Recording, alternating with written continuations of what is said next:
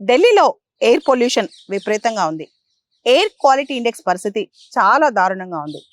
Doctors చాలా మంది వీలైతే కొన్ని వారాల పాటు ఢిల్లీ నుంచి బయటికి వెళ్ళిపోవాలని కూడా అడ్వైజ్ చేస్తున్నారు. గత వారం 10 రోజుల్లో డేటా చూస్తే కనుక ఢిల్లీలో ఎయిర్ క్వాలిటీ ఇండెక్స్ అనేది 400 దాటింది.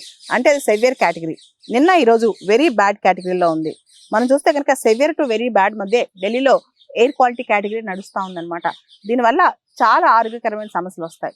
అసలు ఢిల్లీలో ఎయిర్ క్వాలిటీ ఇంత క్షీణించడానికి కారణాలు ఏంటి? ముఖ్యంగా ఢిల్లీ చుట్టుపక్కల ప్రాంతాలు హర్యానా కావచ్చు, ఉత్తరప్రదేశ్ కావచ్చు, పంజాబ్ కావచ్చు, ఈ ప్రాంతాల్లో స్టబుల్ బర్నింగ్, ఏదైతే మిగులు పంట రెసిడ్యూస్, పంటకు సంబంధించిన వ్యర్థ పదార్థాలు ఉన్నాయో దానికి సంబంధించి వాటిని బర్న్ చేయటం అనమాట.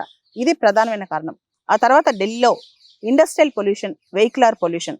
ఢిల్లీలో విపరీతంగా వెహికల్స్ పెరిగిపోవటం, క్యాపిటల్ సిటీ అవటం వల్ల ఆ వెహికల్స్ విపరీతంగా రోజు ఆ వెహికల్స్ రోడ్ల మీద నడవటం, దాంతోపాటు industrial pollution and construction activities, construction demolition ఈ యాక్టివిటీస్. దాంతో పాటు రీసెంట్ గా దీపావళి సీజన్ లో సుప్రీంకోర్టు కూడా గ్రీన్ క్రాకర్స్ కి పర్మిషన్ ఇచ్చిందనమాట. ఈ గ్రీన్ క్రాకర్స్ వల్ల కూడా పొల్యూషన్ లెవెల్స్ బాగా పెరిగాయని చెప్పొచ్చు.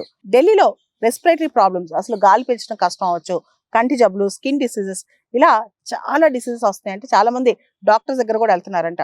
ఈ పరిస్థితిలో అసలు కొన్ని రోజుల పాటు ఢిల్లీ నుంచి బయటకు వెళ్ళిపోమని చెప్పి కూడా డాక్టర్స్ అక్కడ అడ్వైజ్ చేస్తున్నారు.